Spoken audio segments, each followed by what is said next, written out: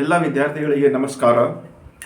ಈ ವಿಡಿಯೋದಲ್ಲಿ ಈ ಸೆಷನ್ನಲ್ಲಿ ನಿಮಗೆ ತಿಳಿಸಿಕೊಡುವೇನೆಂದರೆ ಒಂದು ರಿವ್ಯಾಲ್ಯೂಯೇಷನ್, ಮತ್ತೊಂದು ನಮ್ಮದು ಇಂಪ್ರೂವ್ಮೆಂಟ್ ಮಾರ್ಕ್ಸ್ ಇಂಪ್ರೂವ್ ಮಾಡೋದು. ಈ ಎರಡು ಸ್ಕೀಮ್ ಏನಿದೆ ಇದರ ಸ್ವಲ್ಪ ನಿಮಗೆ ಡಿಟೇಲ್ ಆಗಿ ಇಲ್ಲಿ ಹೇಳಕ್ಕೆ ಇಷ್ಟಪಡ್ತಾ ಇದ್ದೀನಿ. ರಿವ್ಯಾಲ್ಯೂಯೇಷನ್ ಅಂದರೆ ಸ್ಟ್ರಿಕ್ ಲಿಬ್ರಲ್. ಈ ಮಾರ್ಕ್ಸ್ ಇಂಪ್ರೂವ್ಮೆಂಟ್ ಎಕ್ಸಾಮ್ ಬರ್ತಿರಲ್ಲ, ಅದು ಲಿಬ್ರಲ್ ಸ್ಟ್ರಿಕ್ ಏನಿದೆ ಇದು ಎಲ್ಲದೂ ಕಂಪೇರ್ ಮಾಡಿ ನಿಮಗೆ ತಿಳಿಸ್ಕೊಡ್ತಾ ಇದ್ದೀನಿ. ಫಸ್ಟ್ ನೋಡ್ರಿ ವಿದ್ಯಾರ್ಥಿ ಮಿತ್ರರೇ, ಕನ್ಫ್ಯೂಸ್ದೊಳಗೆ ನೀವು ಇದು ಡೌಟ್ದೊಳಗೆ ಬರಬೇಡ್ರಿ. ಯಾಕಂದ್ರೆ ಇದು ಏನಾಗಿದೆ ಅಂದ್ರೆ ಈಗ ಸೋಷಿಯಲ್ ಮೀಡಿಯಾದಲ್ಲಿ ಹಲವಾರು ಪ್ರಕಾರ ಜಾಲತಾಣದಲ್ಲಿ ತಪ್ಪು ನ್ಯೂಸು ಇದು ಎಲ್ಲ ವೈರಲ್ ಆಗ್ತಾ ಇದೆ. ಅದಕ್ಕೆ ನೀವು ನೋಡಿ ನೀವು ಮತ್ತೆ ಕನ್ಫ್ಯೂಸ್ ಆಗಿ ಕೊಡ್ತೀರಿ.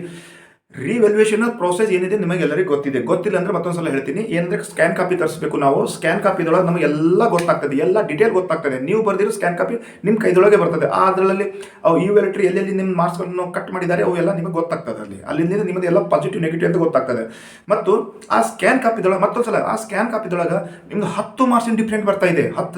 10 ಮಾರ್ಕ್ಸ್, 10 ಮಾರ್ಕ್ಸು, 11 ಮಾರ್ಕ್ಸು, 8 ಮಾರ್ಕ್ಸಲ್ಲಿ ಡಿಫ್ರೆಂಟ್ ಇದೆ.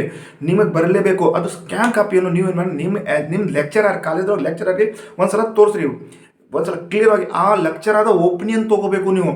ಆ ಲೆಕ್ಚರರ್ ಅಂದರೆ ಅವ್ರ ಲೆಕ್ಚರರ್ ಅಲ್ಲ, ಮತ್ತೊಂದ್ಸಲ ಅವು ಇವ್ಯಾಲ್ಯೂಟರ್ ಬರೋರು ಲೆಕ್ಚರರ್, ಎಕ್ಸ್ಪೀರಿಯನ್ಸ್ ಲೆಕ್ಚರರಿಗೆ ತೋರಿಸ್ರಿ. ಸುಮ್ ಎಲ್ಲ ಲೆಕ್ಚರರ್ಗೆ ತೋರಿಸಿ ಮತ್ತು ನೀವು ಮತ್ತೆ ಕನ್ಫ್ಯೂಸ್ ಇಟ್ಕೋಬೇಕು. ಕ್ರಿಕೆಟ್ ಹೋದ ವರ್ಷ ನಮ್ಮ ಹೀಗೆ 3 ವಿದ್ಯಾರ್ಥಿ ನಾ ಸ್ಟೋರಿ ಹೇಳ್ತೀನಿ. ಸುಮ್ಮ ಅವರು ಏನಾದರೆ ಲೆಕ್ಚರರ್ಗೆ ತೋರಿಸಿದ್ರು, ಲೆಕ್ಚರ್ ಹಾಕಿದ್ರು ರಿವ್ಯಾಲ್ಯೂಷನ್ಗೆ 95 ಬಂದಿದ್ದ ಸಲಾಗ 92 ಮಾರ್ಕ್ಸ್ ಬಂದಿದೆ ಅವ್ರದ್ದು. ಅಂದರೆ ನಾನು ಹೇಳ್ತಾ ನಿಮ್ದು ಸ್ಪೆಷಲಿಸ್ಟ್ ಲೆಕ್ಚರರ್ ನಿಮ್ಮ ಕಾಲೇಜ್ ಅವ್ರಿಗೆ ತೋರಿಸ್ರಿ.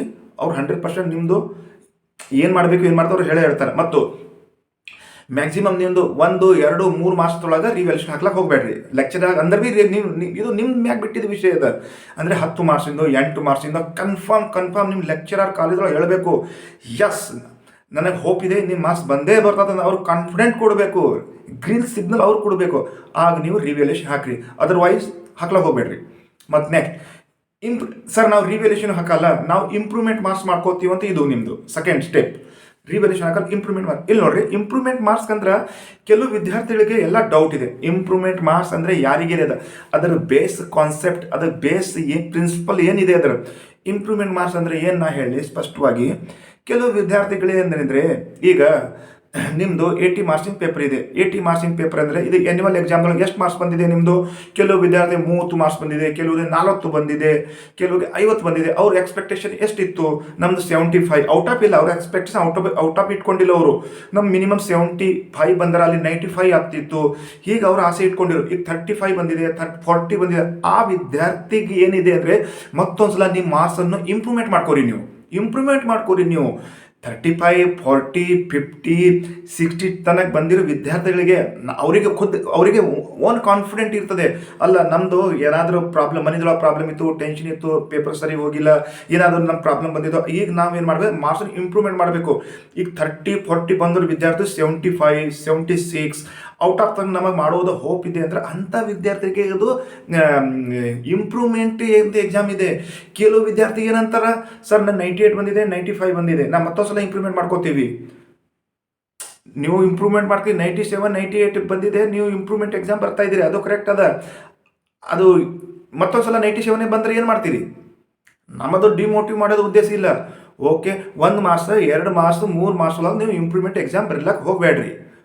ನಿಮ್ಮ ಟೈಮ್ ವೇಸ್ಟ್ ಆಗ್ತದೆ. ಎಷ್ಟು ಟೈಮ್ ವೇಸ್ಟ್ ಆಗ್ತದನ ಇಷ್ಟು ಟೈಮ್ ವೇಸ್ಟ್ ಆಗ್ತದೆ. ಅದ್ರ ನಮ್ಮ ಪ್ರಕಾರ ಏನೋ ಪ್ರಯೋಜನ ಇಲ್ಲ. ಇಂಪ್ರೂವ್ಮೆಂಟ್ ಅಂದ್ರೆ 40-50 ಮಾರ್ಕ್ಸ್ ಬಂದರೆ ವಿದ್ಯಾರ್ಥಿಗಳಿಗೆ ಇಂಪ್ರೂವ್ಮೆಂಟ್. ಅವ್ರು ಇಂಪ್ರೂವ್ಮೆಂಟ್ ಮಾಡ್ಕೋತಾರೆ. ಅವರು ಸ್ವಲ್ಪ ಓದಿ ಇಂಪ್ರೂವ್ಮೆಂಟ್ ಮಾಡ್ಕೋತಾರೆ. ಅವರು 20 ಮಾರ್ಕ್ಸ್ ಜಾಸ್ತಿ. ಈಗ 35 ಬಂದರೂ ವಿದ್ಯಾರ್ಥಿ 75 ತನಕ ಹೋಗ್ತದೆ. ಅಂದರೆ 30-40 ಮಾರ್ಕ್ಸ್ ಇಂಪ್ರೂವ್ಮೆಂಟ್ ಮಾಡ್ಕೋತಾರೆ ಅವರು. 10, 20, 30 ಮಾರ್ಕ್ಸ್ ಇಂಪ್ರೂವ್ಮೆಂಟ್ ಮಾಡ್ಕೋತಾರೆ ಅವರು. ಈಗ 97, 98, 99 ಬಂದವರು 1, 2, 3 ಮಾರ್ಕ್ಸ್ ಒಳಗೆ ನೀವು ಇಂಪ್ರೂವ್ಮೆಂಟ್ ಎಕ್ಸಾಮ್ ಬರೀತೀರನ್ನ, ಅಲ್ಲಿ ಎಷ್ಟು ಟೈಮ್ ಎಷ್ಟು ಆಗ್ತದೆ?